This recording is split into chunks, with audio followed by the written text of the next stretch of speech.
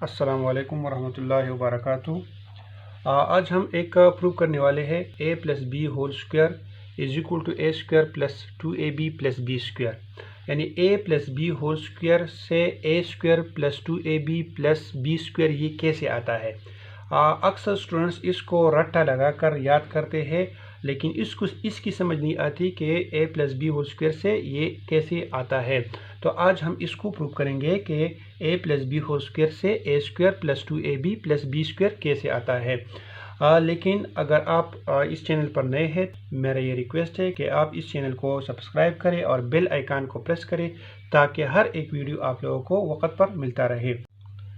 अब एक स्क्वायर बनाते हैं और स्क्वायर एक शेप है जिसके चारों साइड सेम हो। ठीक है, ये स्क्वायर है। अब हर एक साइड को दो हिस्सों में डिवाइड करते हैं। इस साइड को हमने दो हिस्सों में डिवाइड किया तो ये ए और ये बी आ गया। ठीक है, अब ये आप लोग सोचेंगे कि ये बी एरिया हमने बड़ा क्यों ले लिया और ए को हमने छोटा क्यों ले लिया। तो यहाँ पर दो वेरिएबल है, ये ए और बी, क्योंकि इसमें एक वैल्यू छोटी हो सकती है और दूसरी वैल्यू बड़ी हो सकती है। क्योंकि दोनों वैल्यू सेम नहीं हो सकते। अगर सेम होते तो यहाँ पर ए और बी नहीं होता, या तो सिर्फ ए होता या बी होता।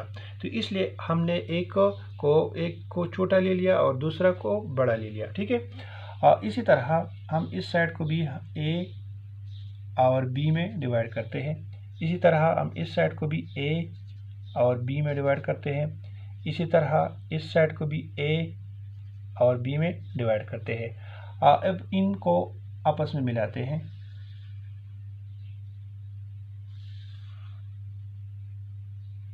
ठीक है, अब ये एक स्क्वायर बन गया, ये एक रेक्टेंगल बन गया, ये एक रेक्टेंगल बन गया और ये एक स्क्वायर बन गया।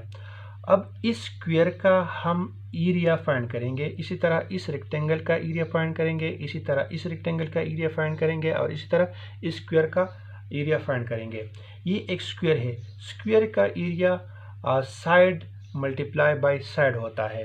तो ये आता है a मल्टीप्लाई बाय a, तो ये आता है a स्क्वायर। ठीक है, इसी तरह अगर हम रेक्टेंगल का एरिया ले ले तो रेक्टेंगल का area l multiply by b आता है।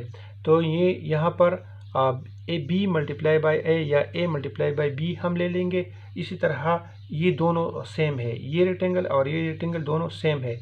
तो इसी का एरिया और इसी का एरिया हम दोनों इकट्ठे लेके तो दोनों को कंबाइन करके दोनों को हम जमा करेंगे, दोनों को हम इकट्ठा लेंगे। इसका भी एरिया ए बी आ गया और इसका भी एरिया ए बी आ गया। दोनों को हम इकट्ठा करेंगे तो ये एरिया बन जाएगा 2ab।